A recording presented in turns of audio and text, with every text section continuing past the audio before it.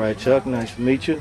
Briefly, could you tell me the history behind you getting into horse riding? What is your first experiences in dabbling in this arena? About 7 years old, my dad raised me out in Paris, California. He was a cowboy himself, came out the 9th Cavalry of the United States Army, and taught his sons. He had 3 sons and 3 daughters. Taught his boys all about cowboyism, about the history of cowboys, and where the word cowboy came from. And I've been in it for I guess 47 years now. Now, you said the word cowboy. What do you mean about that? There's a certain specific meaning for the word cowboy? Well, a lot of people don't realize where the word cowboy came from.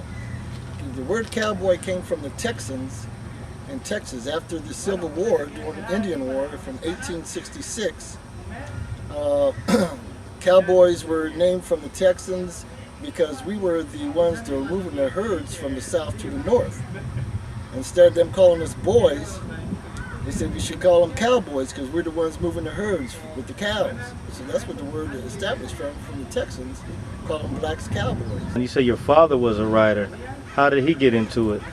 Well, during the Second World War, if you were anywhere from the south, my dad was from Texas, and they figured since the black soldiers from Texas, they had to deal with horses, so they took them into the cavalry division, which they went from North Africa all the way over to San Juan.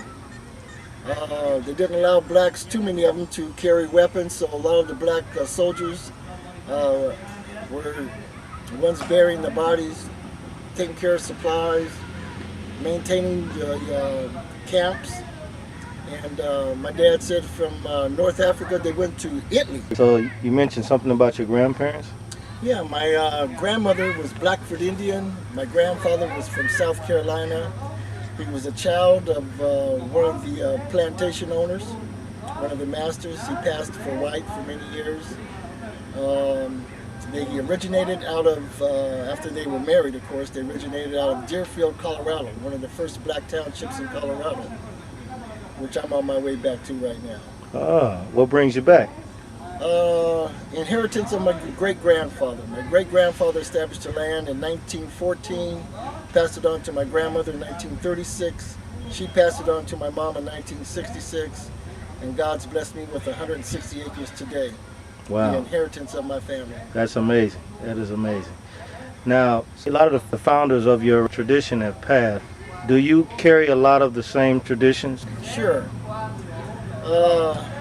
My dad he's a truck driver, and I had 2 older brothers and a couple cousins. My dad would go out on Friday night when he came in town, buy 5 Mustangs from a horse auction. We had to break those horses and have them ready to be rode back to the auction that following Friday so he could double his money or triple his money on those horses. Wow. And we learned a lot. Got broke up a little bit, but we learned a lot about just the basic things of horsemanship. What are some of the key things that one must do when they get a horse for the first time? Well, you want to look at the conformation of a horse. Make sure there's what they call cow hock. You look at a horse from the behind. You want his legs to be straight, not bowed out or to the side. We call pigeon-toed or something. You want a horse to have straight legs. You look at the horse in his eyes. Make sure he doesn't have bright eyes and wild-looking eyes. And make sure the eyes are calm-looking. It gives the character of the horse. Horses are just like people. Everyone has a different attitude. When I get a new horse, I usually kind of let the horse smell me, feel me, I feel him. Broke horses from 2 years old on up is when you start breaking a horse, so you won't break them down. A lot of horses that you see out on the racetrack, they say 2-year-old, and they run these horses into the ground. My dad always taught me, ride them and be good to them, never bet on them or mistreat them. Don't bet your money on them, huh? Never. That's right. So when you talk about breaking a horse, what does that exactly does that mean?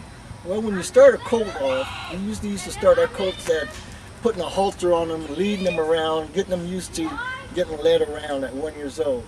After they turn 2 years old, we put a saddle on their back, let them get used to the saddle. Let them put a little weight on their back. Usually we put a little, maybe 15, 20 pound bag of grain on their back and let them walk around with it to start building up their back. Get them used to putting weight on their back. Then we would start ground driving. That's when you start teaching the horse how to turn from left to right and back up. We never got on their back.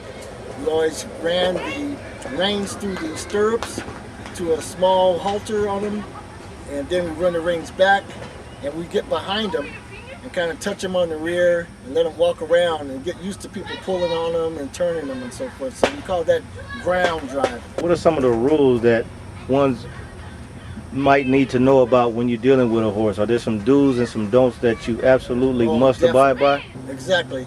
Always walk in front of a horse. Touch his nose, let him smell you. Let him get used to you. Horse is very sensitive. I let him smell my hand, I blow into his nose, rub his head a little bit, scratch his neck, love to be rubbed underneath their belly. That's showing them that you have a little care for them. That's showing that you're not going to be mean to them and so forth. Now, how do horses show affection to their owners?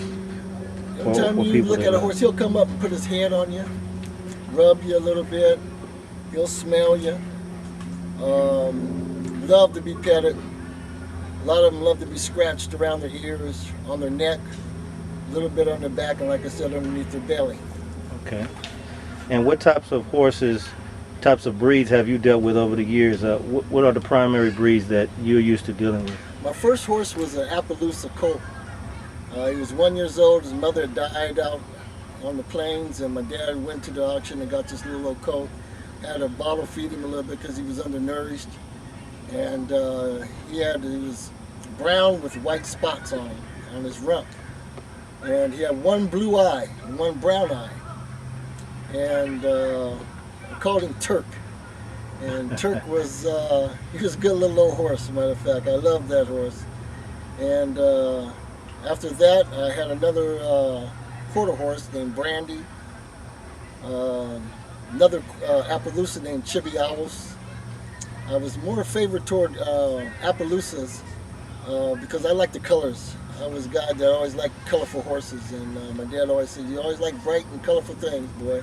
Now they have racing horses and domestic horses. Which horses are most known for racing, and the other ones for like short riding, trails, things of that nature? Well, for your racetrack, a lot of people know the thoroughbreds because they go a longer distance. They're tall, the legs are even. Usually the heads are a little bit large, not mostly, most of the time. You get different breeds of thoroughbreds. Your next horse would be a quarter horse. Now the quarter horses were used for working and racing. You see a lot of quarter horse races down in Los Alamitos, Santa Anita and Hollywood Park cater more toward the thoroughbred horse. Your quarter horse is like a hot rod. They got short front legs and high in the back, so they push off. Now the reason why that is because if they have short legs in the front, they could pivot off their back legs to cut out cattle. So it was easy for them to work the cattle, cutting the cattle out of the herds, and they're for short distance.